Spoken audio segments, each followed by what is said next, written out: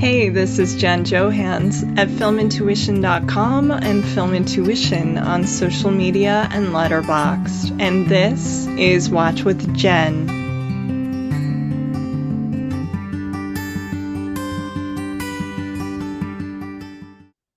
This week we have Laurel Hightower, who is a bourbon-loving, pitbull-snuggling native of Lexington, Kentucky.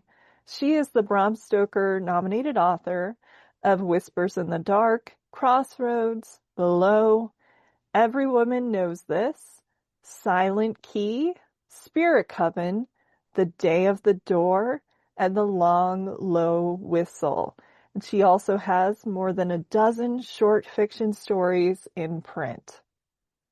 Well, I am honored to have a new friend with me, Laurel Hightower. Laurel is a wonderful horror writer, and I am so excited because it's a genre that I'm still kind of exploring. I am new to, so now I have a new author that I can't wait to check out. Laurel, how are you doing? I'm doing great, thank you. And I appreciate you dipping your toe into the horror genre. Yeah.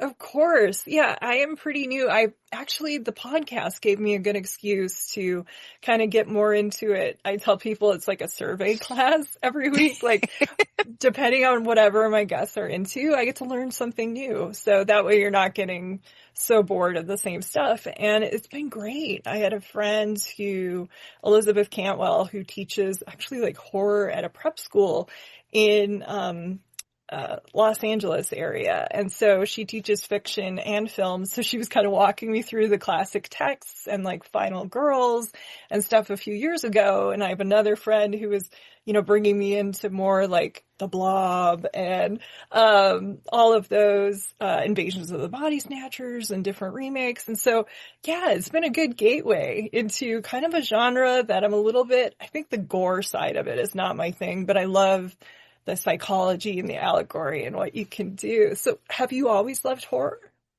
I have, yes. I was always like kind of a ghosty girl. I always loved Halloween and like I learned to read pretty early, and I was just kind of like grabbing I used to go to the library, and they used to just have the little ghost on the spine if it was a horror, and I would just walk through the shelves and like pull that off there.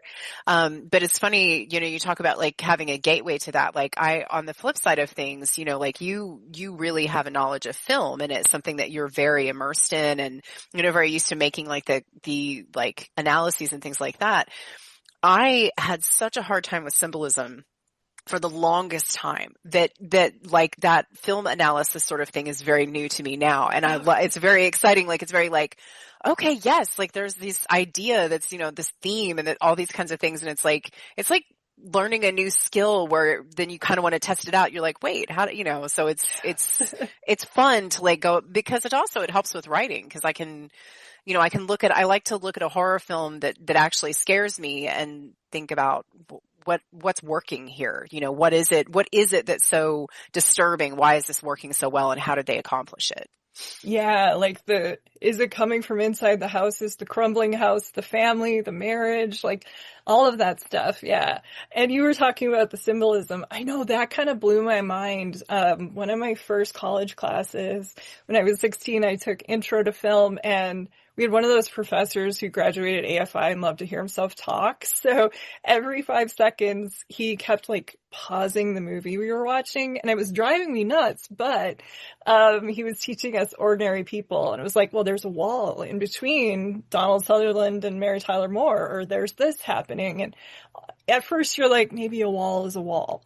And then as you watch it and you realize what, Robert Redford as director was doing, it blows your mind, and you never watch movies the same way again. So I'm sure it's kind of like that. And also as a writer, once you write horror, you probably don't read horror the same way. Yeah, because you don't necessarily read it the same way, especially when you get more immersed in the craft. I know with my first writing, I was kind of throwing stuff at the wall, and all the ghosts and, whatever. And then it was actually more being immersed in the indie horror scene and seeing what could be done, how incredibly versatile it is as a genre. and again, like that symbolism sort of thing, which was a little bit daunting at first, but then when I started to get a better handle on it, or at least, gosh, I mean, one of the biggest things is like learning to listen when people who know what they're talking about are talking about it, and like learning what to pick up and be like, oh, okay, I didn't observe that. Maybe I can be on the lookout for it next time. So it's been like really eye-opening. Yeah, no, I read something really funny yesterday. It's like a professor talking about showing his class, the scene in Godfather 2 when they were in Cuba, and he slices a piece of cake and it's Cuba. He's like, see, this is foreshadowing. And some kid is like, that's just a piece of cake.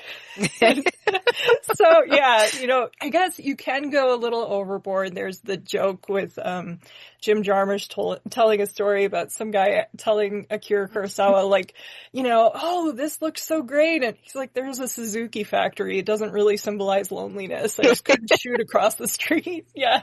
So you never know, but I think it's really good. Yeah. As far as writing, did you always want to be a writer?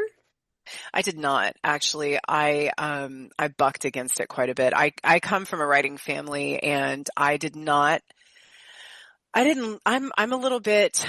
a weird mix of type A in like perfectionism and wanting to like, I meet deadlines and Yes. I like things, this, but I'm also just an utter mess of a person. Like there's just stuff everywhere, but like, I like to like know where the next thing is coming from. Like, for example, my next meal, things like that. And we, like in the arts, like that was very like as a child with that whole sort of up and down roller coaster of that, I was like, I shall never. And then also it's like, people are always like, oh, you're going to be just like your, and I'm like, no, thank you. My son very much now is like, cause sometimes people say that to him and he's like, I don't think so. And I'm like, you do you, buddy. Yeah. Yeah. He'll figure that out for sure. But yeah, I think it's scary when you want to go into the arts because you really do have to think, okay, I need insurance. I need, to be able to pay for my car, my cell phone, all of that stuff. And it's hard to think about. So what was the road like to your first? Did you sell stories first or how did you get into it? I actually published a novel first. Wow, that's awesome. I didn't think that I could write short stories, so I didn't really try. Okay. I felt like that wasn't really my wheelhouse. So I really did start writing because I wasn't seeing the book that I wanted to read. Ooh, nice. I love that. So I was like, okay, my first one, you look back on your first one, it was definitely things that you would change or do differently, but also like I feel pretty warmly towards it because it did. I put all the fun things that I wanted to in there and I made it over the top and, whatever. Yeah. And I loved my characters and, but yeah, like it didn't even occur to me to write short stories. But then John F.D. Taff, he was on a podcast after I was like at some point and they said, oh, well, Laurel Hightower was on and said it wasn't in her wheelhouse. What would you say to that? And he just said, fucking do it anyway. And I was like, oh my, okay. Wow. Yeah. So I was like, you okay, have John. to. Yeah. So I kind of did decide to start giving it a try. And it was just like, it's kind of trial and error, on that. But then that's also been a fun skill to learn. And just overall, what I have found doing this is like, a lot of times, like someone might approach me. Someone asked me a couple of years ago to write something grimdark. And I was like, never even read grimdark. I don't even know what that means, and then I was like, you know what? Let's do it. Let's stretch the muscles. Let's see what we can do. Yeah. And it's very confidence building. And it's also, I've learned over time not to pigeonhole myself, like there's definitely stuff I do better than others. And things that, maybe are not as much fun to do, but it's still like when you flex those muscles and you're like, oh, I accomplished that. I did that thing. Then it's always like a really good feeling and I don't want to stagnate, so that's always a plus. Like I try to, when I get a challenge, I try to accept it if I can. Yeah, no, that's really good advice, I think, for people listening too. Like I started, when I was a kid, I got into screenwriting and then I did like fiction, then nonfiction. I wrote some really bad poetry, but I'm still kind of working on poetry. So I admire people like Frank, our friend, who's good at that. But yeah, I think it's good. Like Jen McKinley is a friend here and she writes, like mystery books and also romantic books.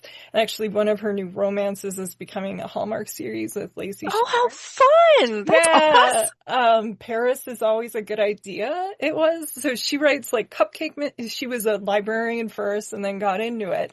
And just like out of the blue 2 years ago, Jen all of a sudden thought, why not a ghost story? And so she started to write kind of a comedic, ghosty mystery, getting into fantasy a little, which was totally new for her. So I think that's a good idea, like kind of challenge a bit. Like she was writing only mysteries or like those cozy mysteries. And then they got harder to sell and they were like, rom-coms are in. Okay. And then she jumps on that. And so it's really a good idea. Yeah. To try new things and see what you want. And also, as you were saying, write the book that you want to read that might not be out there, but it's true to you. Yeah. Yeah. Yeah. Cause what I usually find is other people are looking for that too.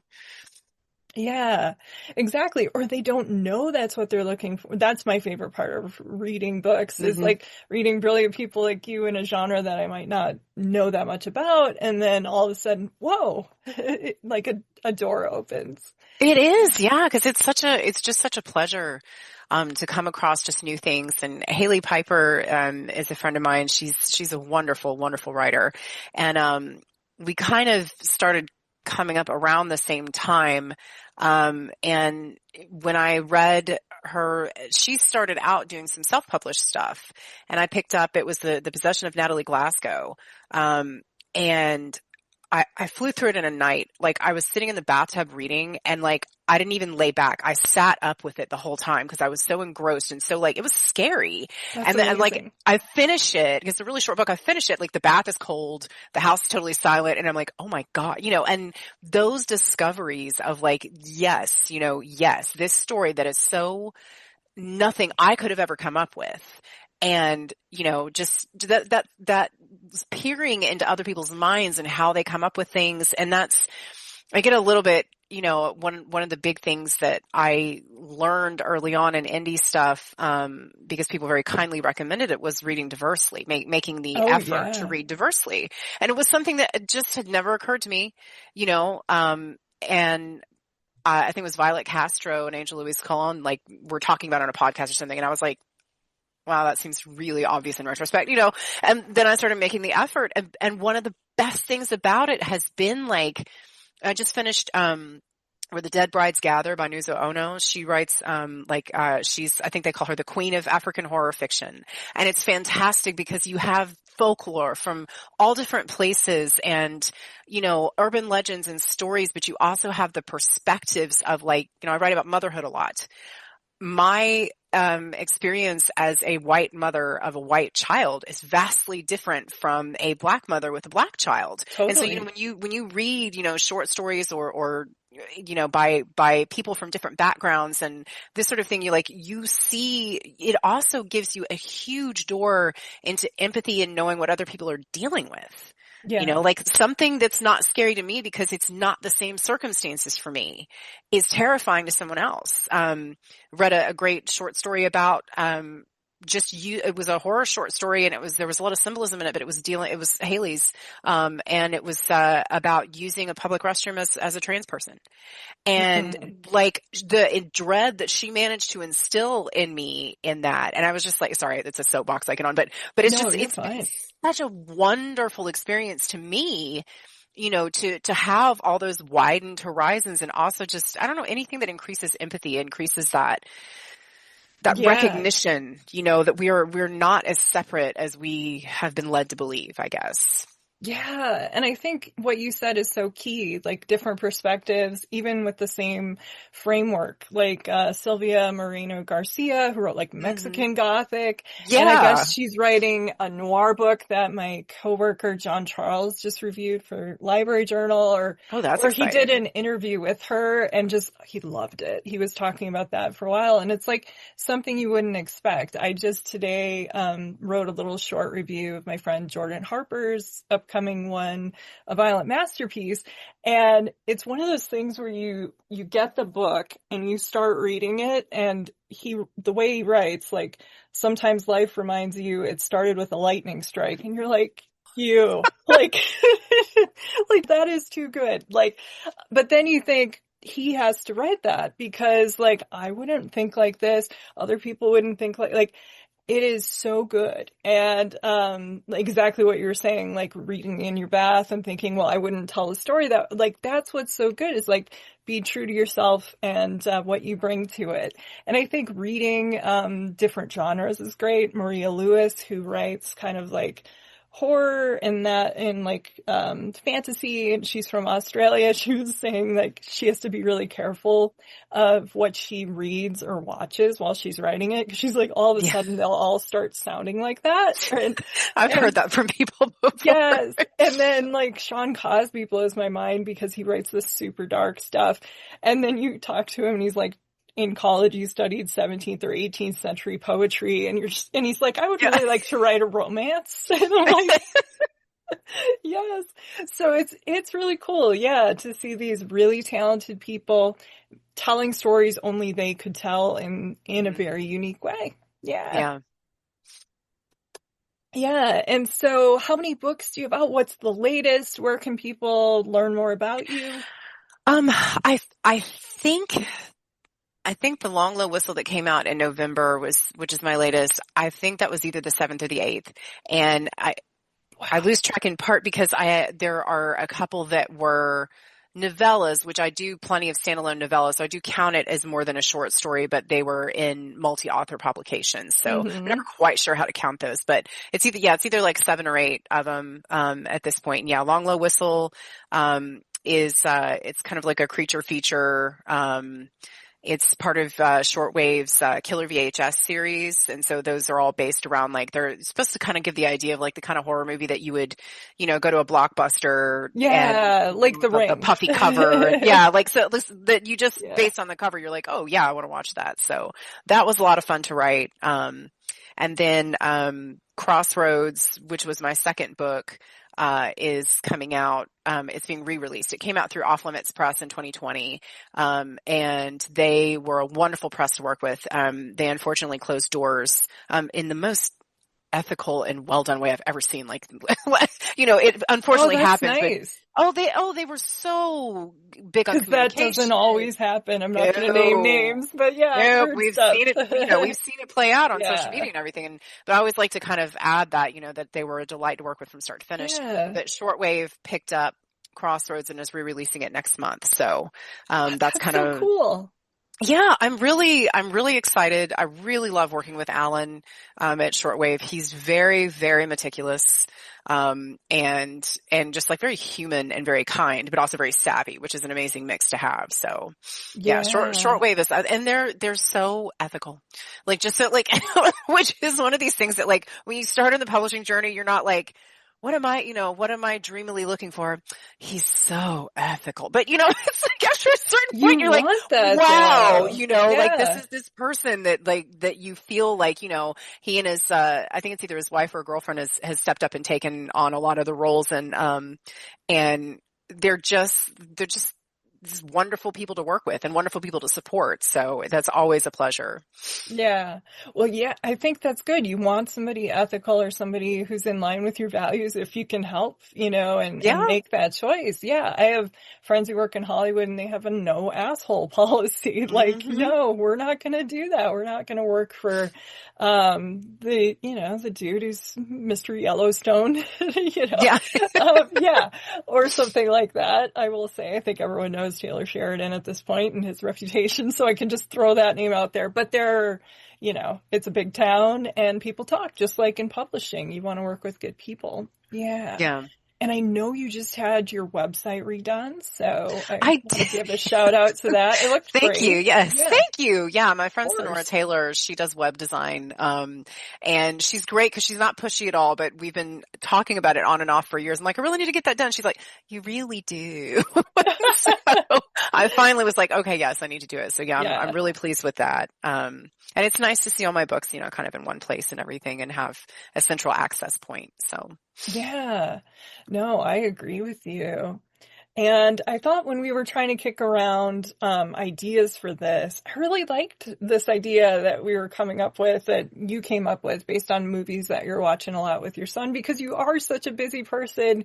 You have a job, like a day job, and you're a writer, and just, your own life, your kid's life. So you are busy. And so I thought this was clever because it's kind of like a hybrid a little bit. It's Laurel the writer in kind of like a more fantastical realm. And then also you as a caring, loving mom, because these are the movies that you watch with your kids. So we kind of were suggesting like Make-A-Wish or When You Wish Upon a Star, the whole Disney thing, because Wish was actually the movie that you mentioned first. Yes. And then we were coming up with other ideas of ones that fit in. When I was going through Disney Plus, like I went in and re-upped for that this month so I could watch these. I was starting to see, geez, we could have done Summer Magic, that darn cat. Like there's so many. It's like, there are. That's just what they do. But I really liked this trio. They're very like, girl power, some wonderful messages. Like we were talking off air, some of them are very timely. And I think they can be relatable to people across the generations, which is something that Disney storytellers have been doing very well for decades. So we are going to talk about, if you're listening at home, Enchanted, ENCANTO, and Wish. And we wanted to start with the one I threw out there, actually, which was so much fun, Enchanted. I hadn't seen it for a long time. I loved this movie. It's just a fun one as somebody who enjoys romantic comedies, but also kind of, we're about similar ages.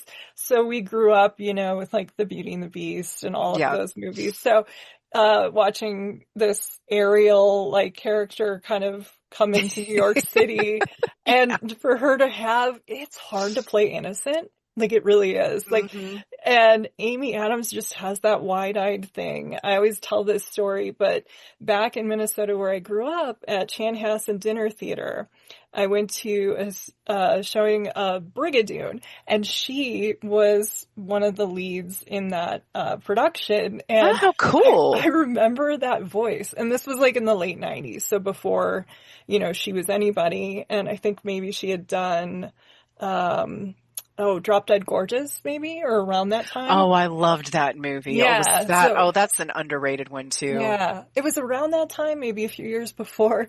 And so, all of a sudden when we watched Enchanted, I just remembered, oh my God, that was that girl. And she even mentioned in an interview, like, yeah, I did some dinner theater in Minnesota. And I looked it up and I'm like, that was the one in the show we loved. Cool. Yes. I couldn't believe that. So it was great to like, have that wonderful experience as a teenager in the theater and then see the woman, and the animated version of her in this. Yeah. Oh yeah. I love seeing the animated versions and of Susan Sarandon as well. Oh my God. She's wonderful. Yeah. Yeah. She's excellent. And I had not seen Enchanted before. Okay. Yeah, so that was my first watch, and I actually watched it yesterday with my son. And we were giggling so hard because when she meets the prince in the cartoon version and he says, we'll be married in the morning. And we were both dying because my son is a big Disney kid. Okay. And he loves the princess movies. That's what he's always focused on is he used to just love the princesses. But it is so funny what kids internalize, because I remember him being really little and getting really disturbed because what concerned him was that the end result of all of these stories was marriage. Mm-hmm. And that really bothered him. He was like, I don't want to get married. I'm like, you don't have to. And he's like, but like never. And I'm like, sweetie, you never have to. He's like, but why and I'm like, you know what? That's a great question. Feminists have been asking that for quite some time. And Disney has been doing a better job of being like, with Brave, like, she didn't want to get married. So she didn't get married, kind of thing. But I just thought that was such a funny thing to immediately happen, and him just to giggle about was like, yes, why would you be married in the morning? How absolutely bizarre. No, that's a really great observation. And it's cool to hear from kids when they watch like what they're thinking of. I remember like the board game Life in the car when all of a sudden you had to, add a peg when you got married. And I remember just revolting against that as a girl. Like, wait, I don't want that. I want to be I want a car for me. So I love your son watching this with some side eye. And it is so good too, because as she says this ridiculous stuff that is from like Disney movies and fairy tales of the past, you know, like when she finally reunites with the prince and he is waiting for her to sing along to like his song, and she says she's thinking, and it's like the thought had never occurred to him that somebody would think. Yeah. I just said the thought about thinking, but you know what I mean. Yeah. Yes. Yeah, there was so many little moments like that. And I loved that as a romantic comedy too, because I pointed out that's another fun thing when I'm watching movies with my son. Sometimes we just watch a movie, but other times he'll ask me a question. I get a chance to sort of being like, teach him a little bit how to look at things critically. Yes. And, one of them was that I wanted to make it really clear, like, hey, like Nancy's not the bad guy here. No. Nancy is another woman who is looking for what she wants and who apparently was settling for something that was significantly less than what she did want. And so I adored that they didn't try to make her, villainous or over the top. She's just a different kind of person who meshed perfectly well with the prince. Like, and they gave us reasons for them to care about each other. It wasn't just you're a placeholder. It was when the prince introduces Giselle, he says, "This is the love of my life." And he says that in that big bombastic voice. And Nancy's just looking at him like, wow, you said that just without any sarcasm, without any. And so you look at that and you're like, that's what she's been looking for. She's been looking for someone who will just say that stuff and love her, so it's kind of beautiful across the board. You don't really have anyone missing out so much. No, thank you, Ruby. That's really great. Yes. And it reminds me too, I remember as a girl when I saw Some Kind of Wonderful, and whenever I watched things, then I would go and, grab my Malton book or whatever and read the little reviews. And I remember as a girl even seeing it was either in Malton or the other one, Mick Martin and Marsha Porter.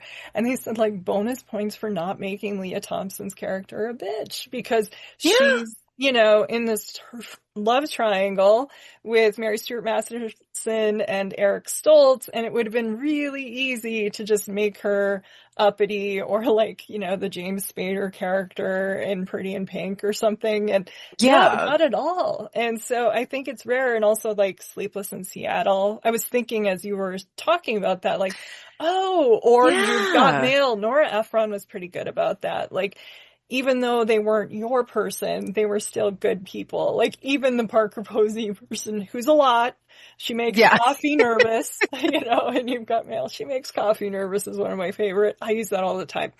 But she's good for other things in life. Yeah. And so I really like that too. I also love Idina Menzel, of course. And so, so it was she's good wonderful. to see. Yeah. Yeah. And there was Frozen. Oh, go ahead. Oh, no, I was just going to say, and being in Frozen, which, like your son would probably enjoy that, where you find out, hey, one of the princes isn't great. Yeah. I did not even I need to tell him that was her. Yeah. Because I did completely, he was a big Frozen. He was a big, big Frozen fan.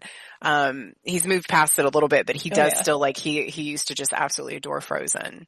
And we loved the animals, the fact that her ability to call to the animals and make them do chores in New York, though, like my son was dying laughing at the cockroaches, helping out. And he's very, so like, Frank, of course, he has, always had pet rats for quite a while. And he's kind of taught that love of rats to my son to where, he's like, they're not dirty creatures. They're very clean, they're whatever. So like when all the rats come running out and people are reacting poorly to my son, immediately is like, hey, they are very clean creatures. That's just, he's very like, he's now a defender of rats. And I thought that was really sweet though, was all the, I don't know, it was so funny having all of them, having that part of the Disney experience translate into New York was fantastic. Exactly. And you saying that is just like in your head, maybe pair this with Ratatouille, make a whole rat night of it, basically.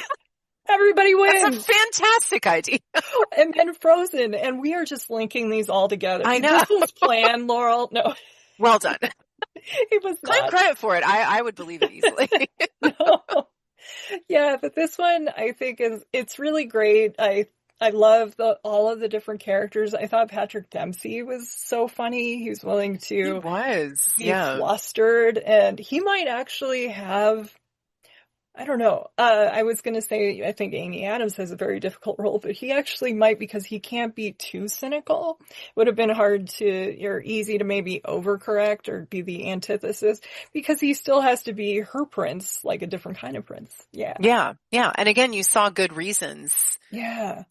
You Like saw good why reasons. he was cynical about things. Yeah. Yeah, but also why they clicked, why they worked, what was appealing, and the little girl that plays the daughter was just such a darling, and that little bond that they were building felt very real and not overblown. It was just a small connection of, so is this what it feels like shopping with your mom? It wasn't like yes, I know. like, I love you and you're my mother now, but it was it was just that little connection, and you could see the potential for more. And it just gave all the reasons, that made a lot of sense. So I think they did that.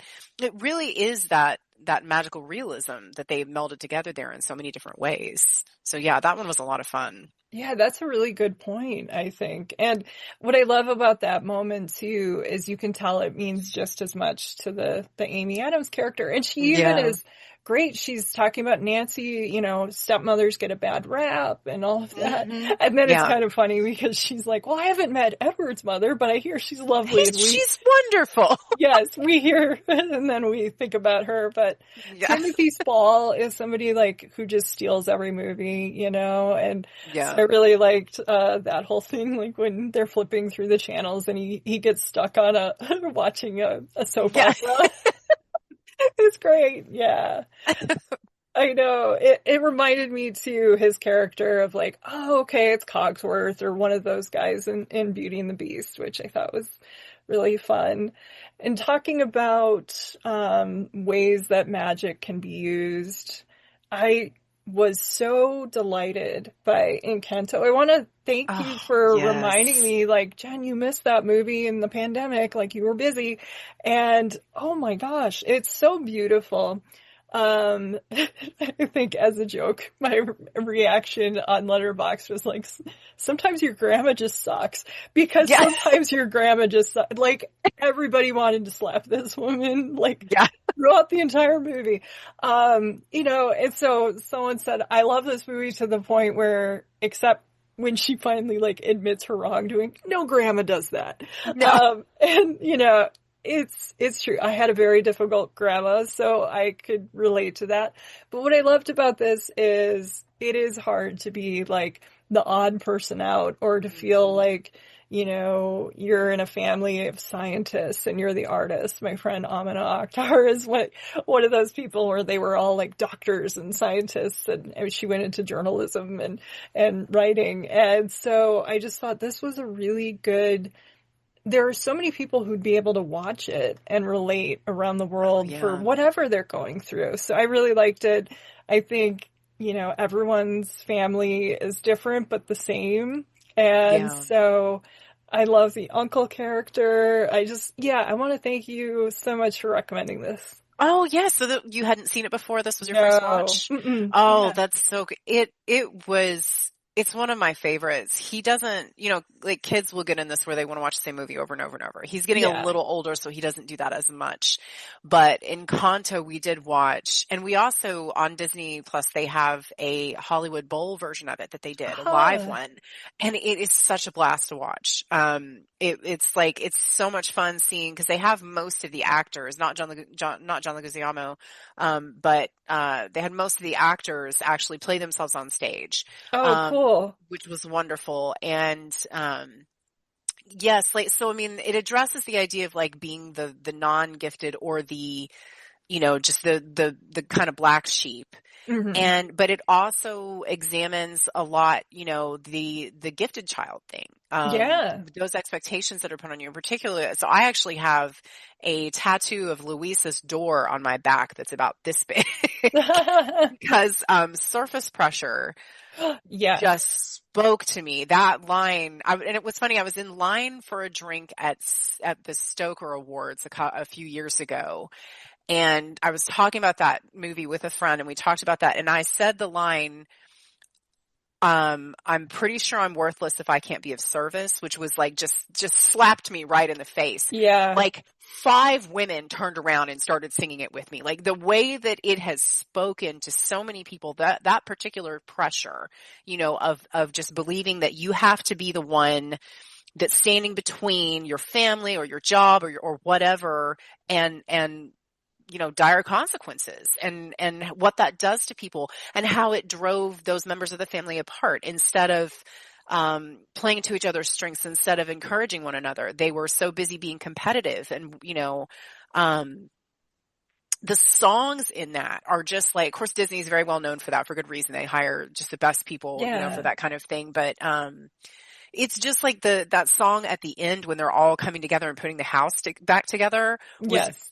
absolutely gorgeous. Like, and I loved too, this idea of the community, the community aspect, where for the longest time, the grandmother had felt like they had this, this necessity, this duty as a family who's been granted these gifts to care for the community. It's their job. They must do it. And that's part of what's driving her force and her desire to keep everybody safe, of course, because she lost her husband.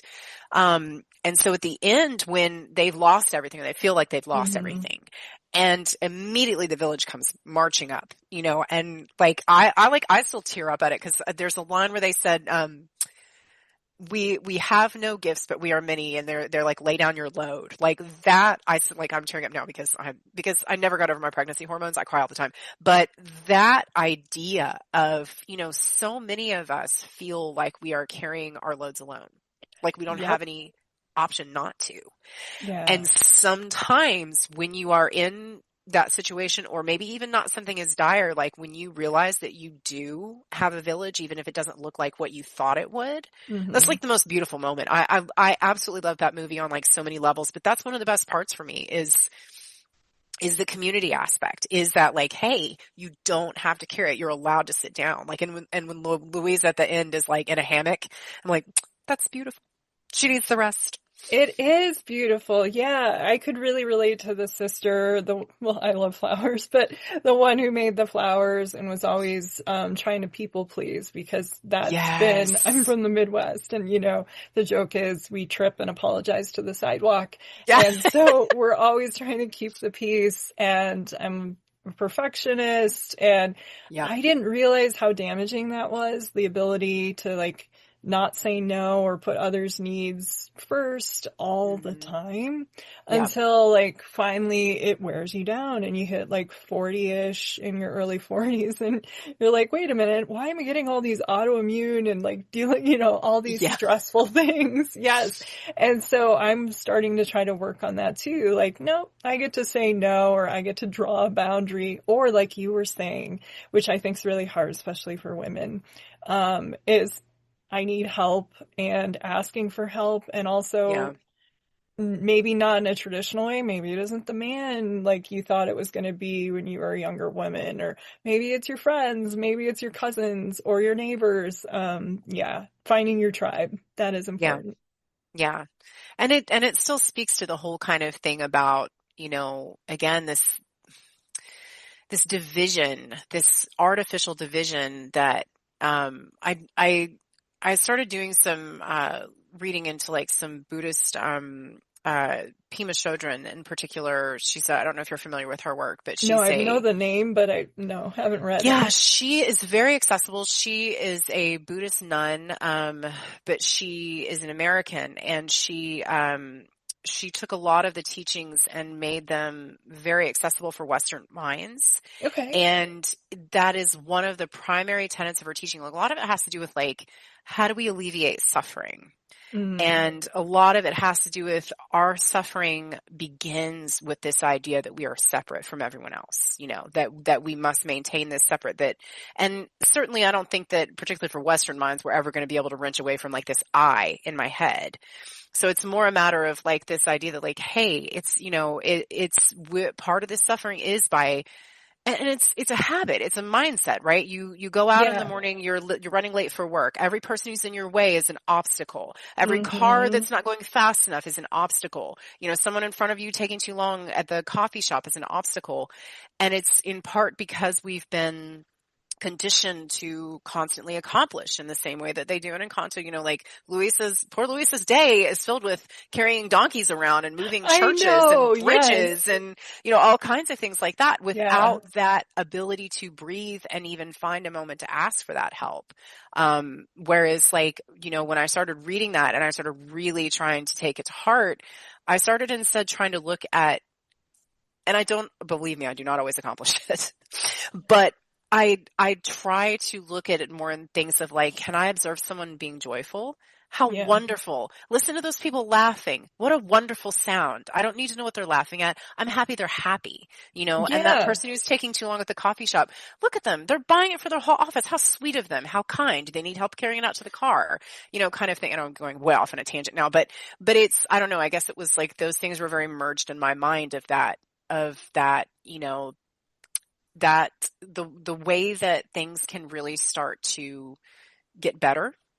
And we can feel so much more connected with people and it's so oddly contagious in public situations. It is. Yeah. Like at the bookstore, when I was, would talk to people at the register. Sometimes they were from out of town, or you just tell somebody like, hey, let me know how you like this, or they'll come back. They bring people, like if you engage people and then they're a little bit happier and then they talk to the next person coming in the store. And I see that too. I like what you were saying. I think it is important. I remember I used to read, speaking of the Buddhism books before we found out some stuff, the books by the Dalai Lama.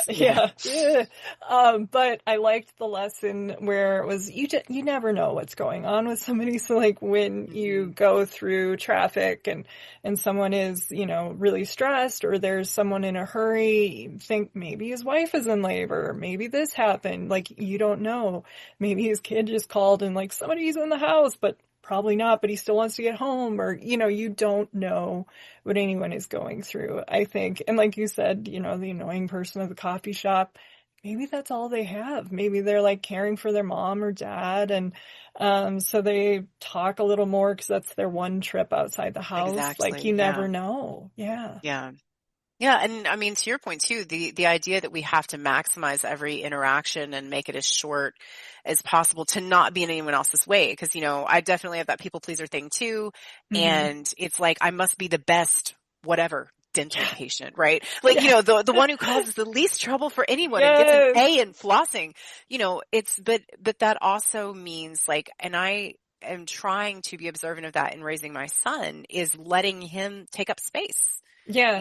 Letting him like, I don't let him go wild, in situations where it's not appropriate. He doesn't manspread or anything. We're not. No, he doesn't do those sorts of things. No. But it is, but it's like you don't want to. Yeah. You also don't want to make them cut their story short, right? You want to give them space to tell the story. Or hide their joy, I think, sometimes. Yes. Yeah. Yes. Women do that a lot. No, we really do. And I'm trying to I'm working on that. Yes. Yeah. But also like just take pleasure in other people experiencing that joy, which again, it's like I don't know. So I've done it sometimes where like, cause again, it's a mental shift.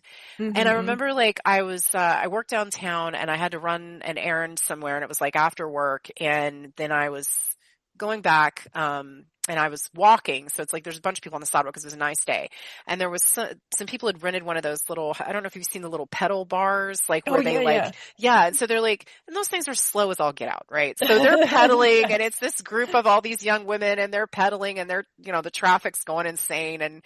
and, people are, and but they were laughing and they were having so much fun, and I just started laughing and I just started like waving at them, and then they were so happy. Yes. And it was like, it's just these little things can make it like the shared joy really, really does expand it. It really expands it. And sometimes it's even a matter of like, you're having like the worst day possible and it does piss you off and you're like, actually, let me wrench this back, let me recover it. Let me find that. And my son is the absolute master of that. He finds joy in absolutely everything. So makes it a lot easier. That's really good. Yeah. I know. I remember like my mom trying to teach me that when I was young. Like if you're having a bad day, punch a pillow, but then listen to a good song or something. Yeah. Or call a friend, or, you have to make a list of these things. And they try to teach you that in therapy too. Like, hey, paint a picture or do this, walk your dog. Yeah. All of the different things that you do. So yeah, I think Encanto is a beautiful movie. I love the messages in some of these. Actually, talking about messages, I will say I hadn't seen Wish either. This one I didn't love as much. I thought the animation was a little murky and muddled, and it wasn't, but I really loved like the story it was telling and some of the messages. And like you were saying, it is very timely, I think. And so some of the things that happen in the movie are extremely like prescient, and they like completely, watching it was like, wow, yes, you go Disney. So I wanted to know, did you see this one right away? Was it newer to you? I actually saw it in the theater. It was the first, movie that I took my son to. I love that. Yeah. And it was a whole thing, just because he had, ear tubes then when he was little.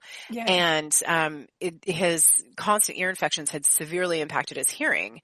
And we were able to take care of that soon enough and correct that course. However, even though he was only 9 months old at the time, he was very used to everything being very muffled. And so he got very sensitive to loud noise. So getting him in the theater for that was an experience. It took us 45 minutes to walk up the aisle because I don't ever like to force him into anything that's supposed to be fun. I'm like, hey, take your time.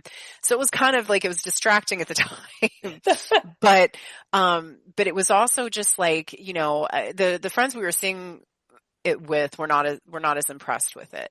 But, yeah, the animation is a little murky, and I think like some of the things that Disney does really well that tend to capture audiences, including like the animal sidekicks are sometimes a little more personable than the goat. The goat or the fallen star was a little, the star was not my favorite. No, it was a little silly. Like it wasn't, like you got Pascal in Entangled and, or even Sebastian or Flounder. Yeah, exactly. They're a little more personable, whereas this, I was kind of taken aback. I was like, we're doing that with Star? Interesting. But it was the messages of, and then there's several songs in there that I adore. I love the, Knowing What I Know Now. Oh, yes. I feel like that should be our anthem. Like, I think that should be playing in the streets, like it's this knowledge, not just of what's really going on, but of the strength and power that we have that we're unaware of, that like requires us to make some effort, requires us to come together, which is the hard part. Is that seeing and the subtle ways that the king sort of pits everyone against one another to an extent. Like everyone's in competition to have their wish granted, to the point where he's able to turn them against one another, because there's such that desire. It's a little like, watch this movie and then watch the news. And I know. And you're like, I know which ending I like better, as far as that goes. But just the, I think what you were saying too, though, that the songs are beautiful. Ariana DeBose's voice. Goodness. Oh my God. Yeah. I also just really like the voice cast in this. Chris Pine is so much fun. So good. Yeah. And Victor Garber, which I didn't, at first I'm like, I know that voice. Oh my gosh. Sidney Bristow's dad in Alias or whatever.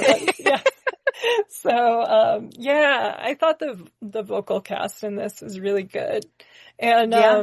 yeah, and I agree with what you're saying, though. I think, yeah, it is missing the sidekicks. It isn't quite as palatable. I wonder if because of Palatable's a the, good word for it. Yeah. yeah, if maybe because of the pandemic, they might have been shortchanged or rushed or weren't able to do things quite as easily as before. I do think some of these movies have been a little more slapdash in the last several years. I don't know if we're relying too much on CG or we're meeting deadlines, but I did love, the one I loved, I was going to actually ask you, is Luca. Did you see that?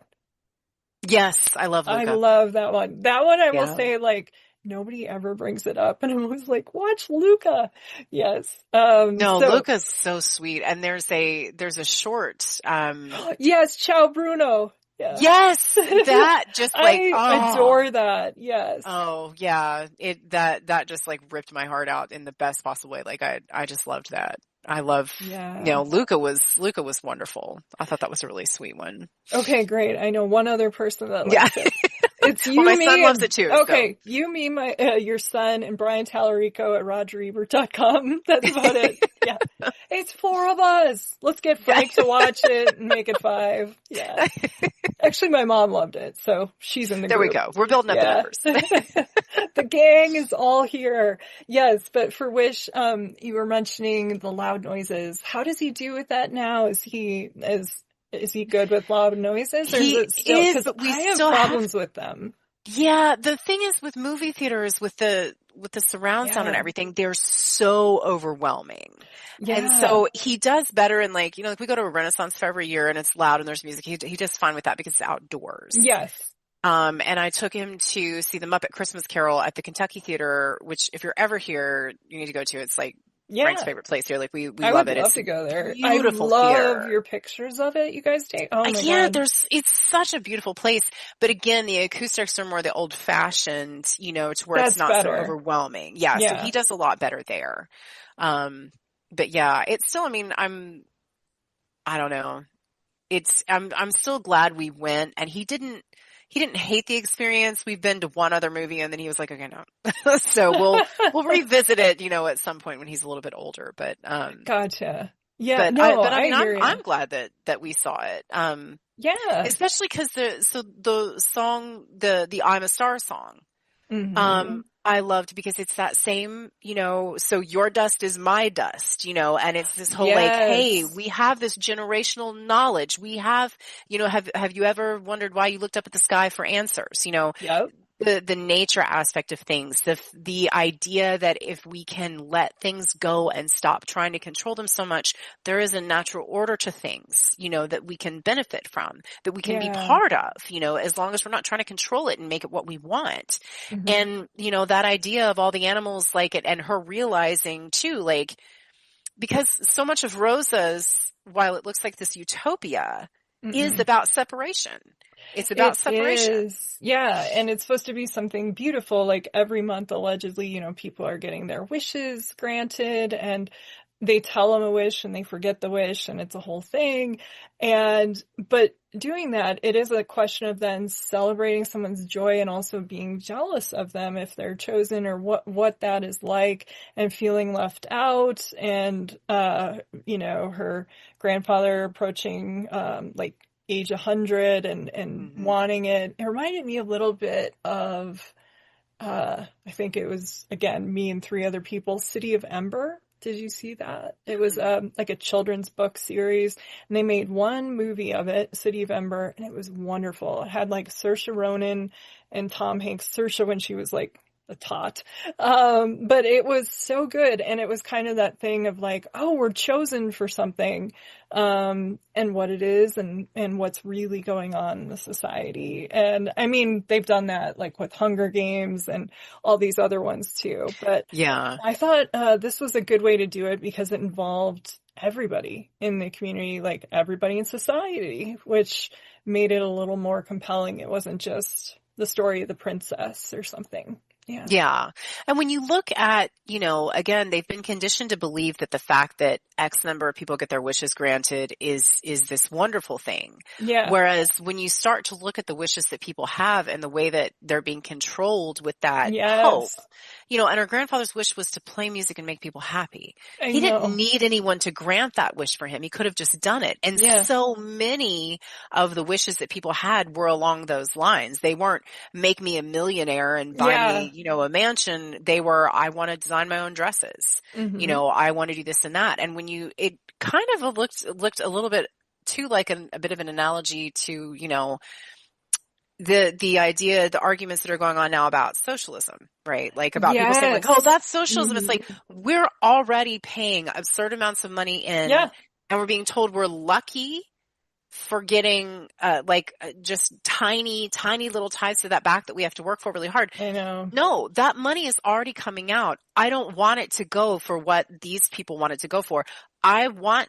Absolutely.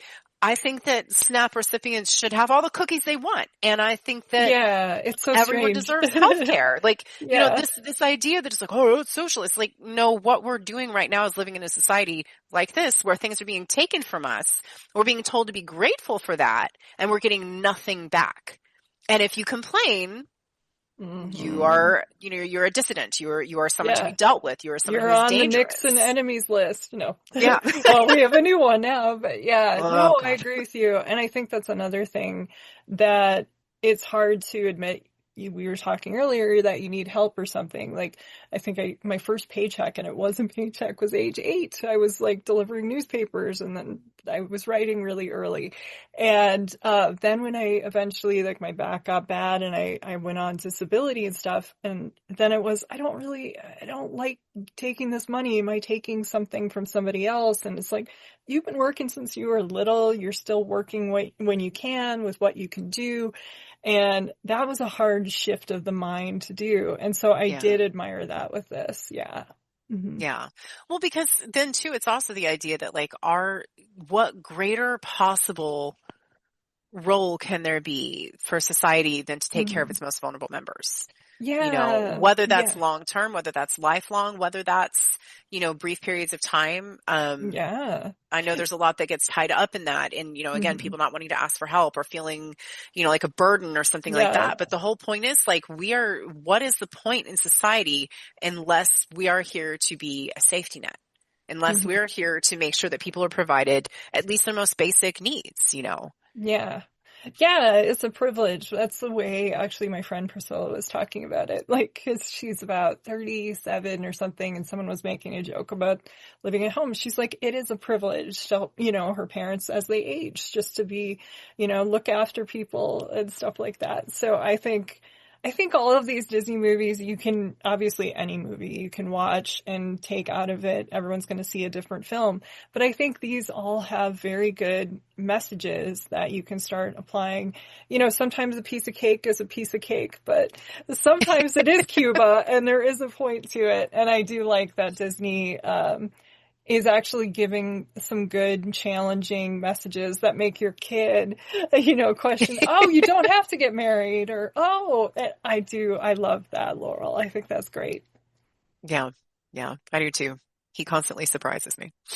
Yeah. Does he have any other favorites, or do you have favorites along these lines you want to shout out, recommend to other parents or other Disney fans?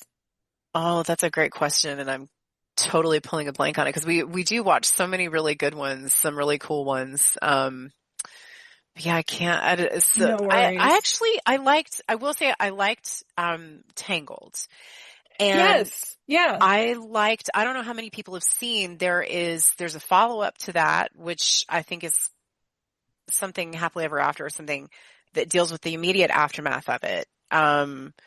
Which is great. And then there's a whole series. There's like 3 seasons of a show that we watched. And a big part of it is, again, something that you don't see tackled in this is Rapunzel's 18 years old. She has lived in a tower her entire life. So, at the end of the movie, there's kind of stuff, oh, good, Eugene, great. Now they're going to get married. They're going to live happily ever after. Well, the other things deal with actually like he goes to propose to her. And she's like, what? You know, like, because she's like, I'm 18, you know, and I've not gotten to experience life. And her parents are understandably terrified of anything else happening to her. So they kind of like try to keep her under lockdown at the castle. And it explores all those kinds of things. And I'm like, okay, yeah, thank you. Let's address this. You know, let's look at it like humans would really act. And so that's another one I would recommend. I really like Tangled. And plus, the number of people who relate to Mother Gothel as, you know, dealing with that kind of parent, it's like, dang you, Disney, get out of our heads. I know. And I was looking it up as you were bringing it up because you made me want to rewatch Tangled, but Tangled Ever After, which I haven't seen. Now I got to watch that. I didn't know about the series. I'm learning new things. This is great. I just want to thank you so much for doing this, Laurel. Your book that you mentioned, was it CROSSROADS? Mm-hmm. Yeah. That comes out soon. Everybody should check you out on social media. I'm going to be sure to link to you when this posts. And yeah, anytime you want to talk about movies or anything, you just let me know. You can jump on with Frank. You can jump on with Tiny, and we will talk. Yeah. Okay. That would be awesome. Thank you. This has been great. Thank you. I also want to thank everyone for listening, especially my patrons who support the show and help fund my research, equipment, film rentals, RSS fees, and more for as little as $1 per month at the Film Intuition Patreon, which is the home base for the show. Other ways you can support the podcast are by sharing, reviewing, and subscribing to Watch with Jen wherever you get your podcasts, and also checking out the cool merch store hosted and created by our talented logo designer, Kate Gabrielle. You can find the merchandise store, including shirts, tote bags, stickers, and more by visiting filmintuition.com and clicking on the shop link. The show's theme music is Solo Acoustic Guitar by Jason Shaw and is available in the Free Music Archive. Well, until next time, please take care and happy movie watching. This is Jen Johans at filmintuition.com and Film Intuition on social media and Letterboxd. And this is Watch with Jen.